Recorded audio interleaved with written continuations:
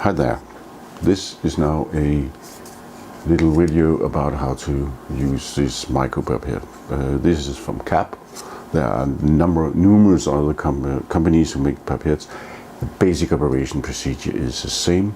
I will start out to show how you use the pipette itself, and later I will show you how to put on a tip and also how to do the pipetting. As you can see here, it might be a little hard, but anyway, you can adjust the volume here. There's numbering here, and you find the right volume you want. This is a 100 to 1000 pipette. It's called a P1000 for keeping it short, and you can adjust it to any volume between 100 and 1000 microliters.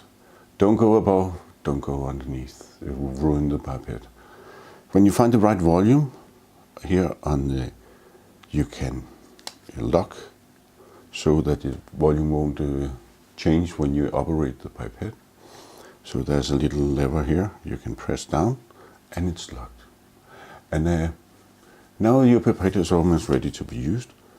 You hold it either like this or like this, with having it between your long finger and your digit finger. What you prefer, it's up to you. This gives you least work with your thumb. So if you're doing 1000 pipettings a day, 5 days a week, for 3 years, like doing a thesis work, it's a good idea to hold it like this. It gets also a little more operational control. But what you prefer, as I said, it's up to you. Most people hold it like this. Now we have adjusted the pipette to the right volume. So now we're going to put on the tip and then pipette the liquid we would like to pipette. First thing is, of course, to open the box. If you work with molecular biology, DNA, RNA, or microbiology, it's important that the box is not open more than the most necessary. So always keep the lid of the box as closed as possible. So you open up, and the way to put on the tip is to press and turn the pipette a quarter of a round. Then the tip will sit as it's supposed to do, and it will not be. You can also put tips on in another way, like this,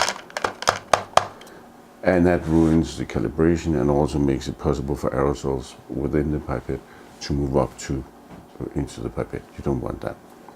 Okay, we got the tip setting. Here we have a tube with a lid. When you open it, keep the lid with your little finger. Open it. Keep your pipette as vertical as possible. Press the piston down to the first stop. That's where you meet resistance. The tip down below the surface, but not all the way down, because there will also sit volume on the outside, and that can basically screw up the volume you want to pipette.